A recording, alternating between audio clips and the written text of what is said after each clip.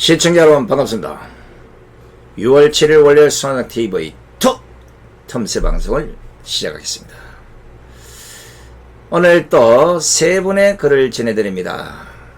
사실 수많은 분들의 글들을 받아보면서 진짜 전문가들보다 더 해박한 분석을 가진 분들도 많이 있다는 걸 실감합니다.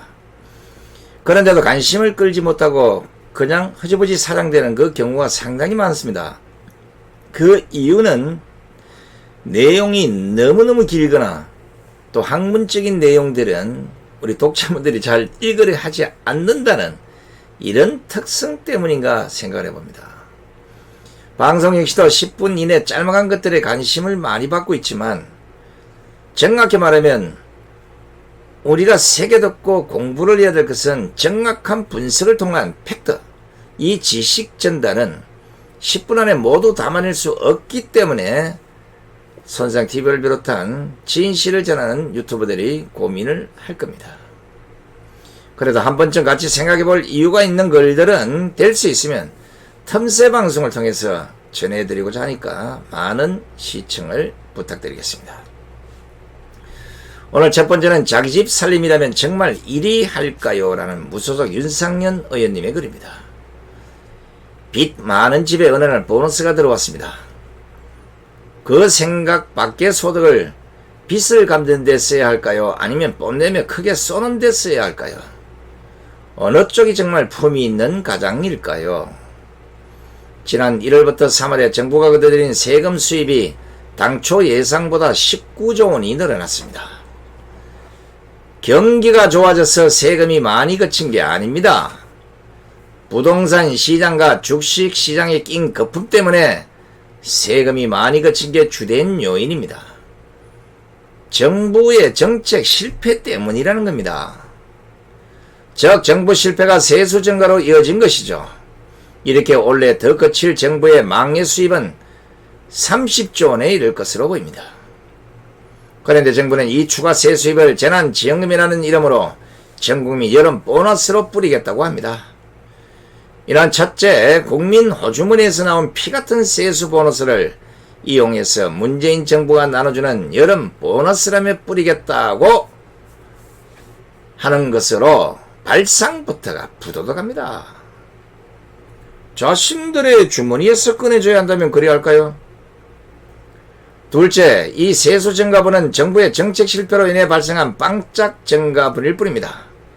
거품 시장에서 발생한 지속 불가능한 거품 세수입이라는 것입니다. 즉 가뜩이나 시장에 잔뜩 낀 거품에 또 돈이 풀어 더 많은 거품을 조장하는 일입니다. 셋째, 재정 잉여금은 나라 빚을 갚는 데 우선 쓰도록 한 국가재정법에도 위배됩니다. 자기 집 살림이라면 정말 이래야 할까요? 뽐내고 가시하며 나라 재정을 축내는 일은 멈추십시오.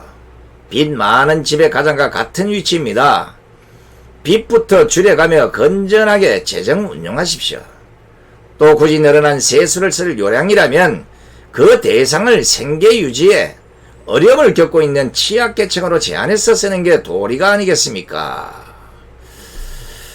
그래요. 아유, 오랜만에 윤상현 의원의 글을 전해드리면서 이거 뻔하잖아요. 여름철 대비해서 재난지원금 뿌리면 그 다음 선거에 표 좀 달라 이거 아닙니까? 표 구걸하는 재난지원금 이거 한두 번 쏘겠습니까? 그죠?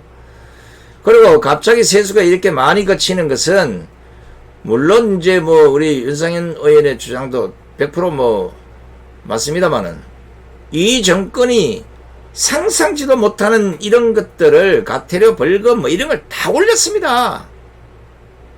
국민들의 눈을 속이고 걸어갈 수 있는 세금들은 벌금들은 과태료들은 싹 올려서 받았다는 겁니다. 당연히 돈 많이 거치죠. 제가 지금 경험하고 있잖아요. 예전 같으면 100만원 200만원 해야 될 이런 벌금들이 500만원 1000만원 5천만원 이런 거 막 두드립니다. 와, 지긋지긋한 이 정권 재난지원금도 싫으니까 제발 내려오시기 바랍니다. 두 번째는 국민 백신 선택권 보고 및 코로나 국민 인권선언이라는 경기도 의사의 이동욱 회장님의 글입니다. 첫째, 선택차별적 방역으로 실내 백화점, 유원지 전체는 인원 제한이 없고 그것을 보장하고 국민의 야외 집회 결사 자유, 예배의 자유는 선택적으로 방역 말살하는 공산주의 이념 방역을 즉각 중단하고 공정한 방역을 통한 국민의 표현의 자유, 헌법상 집회 결사 기본권 보장으로 코로나 선택적 위험, 악용한 폭력적 자유 민주주의 파괴 행각을 즉각 중단하라. 둘째, 전체주의 파쇼 국가에서나 있는 반강제적 헌법상 국민 기본권 차별 및 억압으로 사실상 백신 접종을 강요하는 형태를 중단하라. 셋째, 치료도 자기 결정권이 존중돼야 하는데 하물며 예방 목적에 국민의 백신 접종 여부 및 종류에 대한 백신 선택권 보장돼야 하고 단 한 사람의 국민도 자기 의사에 반하여 반강제로 백신 접종을 강요당하지 않도록 자기 결정권과 인권을 보장하라. 넷째, 국가가 전체주의 목적을 달성하는 과정에서 발생하는 백신 부작용 피해 국민에 대하여 인과관계 운운하지 말고 적절한 보상을 하라. 다섯째, 백신 접종 후 사망이 대부분 일주일 내에 발생하는데 그것을 원래 사망할 사람이었다는 황당 정부 주장은 중단을 하고 앞으로 일주일 내 사망할 사람에 대한 의미 없는 반인권적 백신 접종은 중단하고 일주일 내 사망은 다른 사망 원인 100% 명백하지 않으면 따지지 말고 보상하라. 야, 우리 이동욱 회장은 진짜 제가 한 6, 7만쯤 되는 의사들 중에 가장 존경을 받아야 될 의사가 아닌가 싶습니다. 물론 의사가 국민들의 생명과 건강을 담보해서 치료 잘하고 이런 분도 중요하겠지만 명의가 되기 전에 국민의 생명을 이렇게 마구제비로 자기들 정책 목적으로 이용하는 이런 데 항의하고 그로 인해서 국민들의 인권이 지켜지고 또 국민들이 진짜 자유로운 백신 접종과 자유로운 백신 선택권을 갖게 하는 이런 노력을 하는 걸 보면서 김호란이가 청와대 갔을 게 아니라 오히려 이동욱 회장이 청와대 가 있어야 되는 거 아닌가 싶습니다. 이게 지금요 백신을 의사들이 갖고 들어오지 마라. 백신은 코로나를 이런 식으로 들으면 안 된다. 중국 전체 입국 중지시키고 하라고 할 때는 안 하고 문 활짝 열어버리고 중국 쪼여리고 박아수하고 막파 들어가서 국민들 수도 없이 죽이고 그 이후에는 또 백신도 전문가들이 이 백신 빨리 갖고 들어와야 된다 했더니 그것도 묵살해버리고 시간 질 끌고 지랄하다가 국내 백신 하다가 다 놓쳐버리고 이제는 백신도 없어서 국민에게 선택권도 부여해주지 못하고 국민은 울게 계좌물에서 강제로 맞아야 되고 강제로 맞다 잘못하면 죽어야 되고 죽고 나면 네 잘못이다. 정부 잘못 없다. 이 지랄입니다. 아니 생각해 보십시오. 코로나 초기에는 모든 기저질환이 있는 이런 사람들도 코로나 걸리면 그냥 코로나 때문에 사망했다고 해버렸습니다. 기저질환 관계없는 거예요. 기저질환 있는 사람도 코로나 걸려 죽으면 그냥 코로나 걸려 죽었다 그런 거예요. 코로나는 걸렸지만 그 코로나가 다 기존에 있던 기저질환을 예를 들어 더 아프게 만들거나 아니면 더 무슨 힘들게 만들어서 사망했다 이런 개념은 하나도 없습니다. 그래놓고 또 반대로 백신을 맞고 사망한 사람은 기저질환 때문에 사망했다는 거예요. 이게 무슨 꼬라지입니까?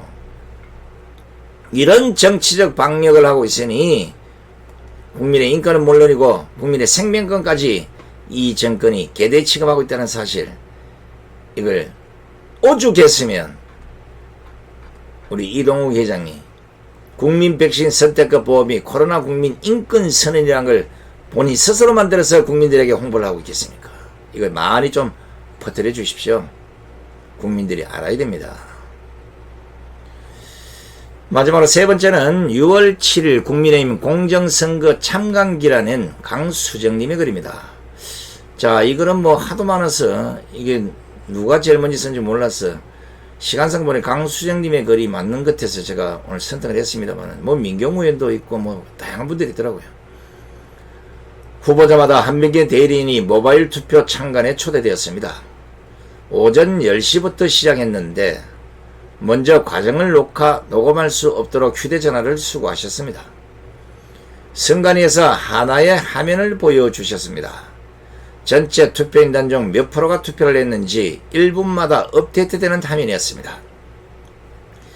10시경 9.5%가 투표에 참여했다는 그림이었습니다. 그게 다였습니다. 10분이 될 때까지 계속 보고 싶은 분은 앉아있다 가라고 했습니다. 그 한 장의 그림을 보기 위해 가천 중앙선관위에 간 것이 아니었습니다. 참관인들이 눈을 부릅뜨고 보고 필요한 기록을 남겨서 공정선거를 지키고 부정선거를 막자고 간 것입니다. 도태우 후보, 조대원 후보, 원영섭 후보의 대리인만 상황의 부당성에 항의했습니다. 다른 대리인들은 말없이 일어섰고 어떤 젊은 대리인은 항의하는 도태우 후보 대리인에게 선동하지 말라고 했습니다. 후보자들은 참 훌륭한 말들을 많이 합니다. 우리 당이 젊고 쇄신하기 위해 헌신하겠다고 하십니다. 그런데 이런 참관을 묵인하는 것이 그에 맞는 행동일까요?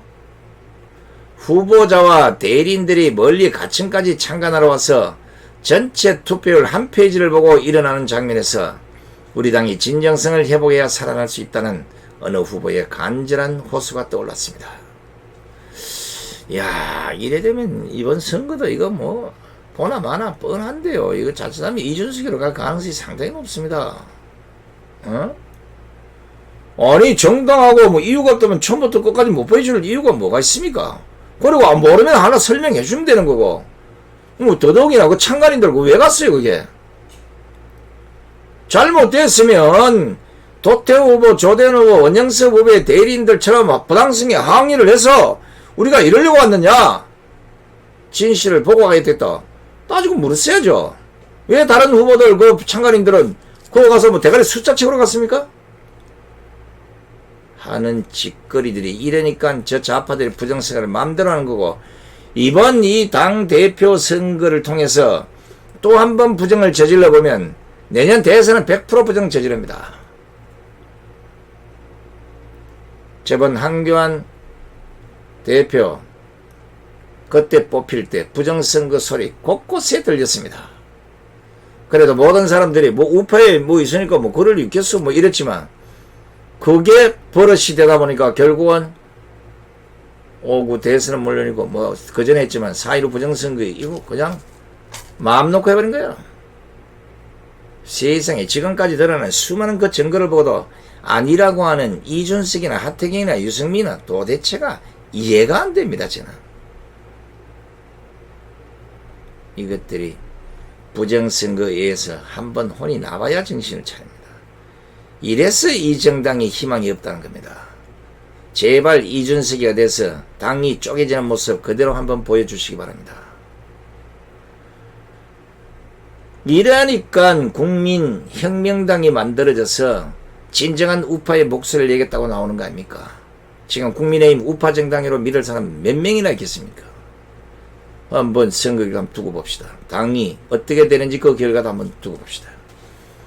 끝까지 함께해 주신 시청자 여러분 대단히 고맙습니다. 안녕히 계십시오.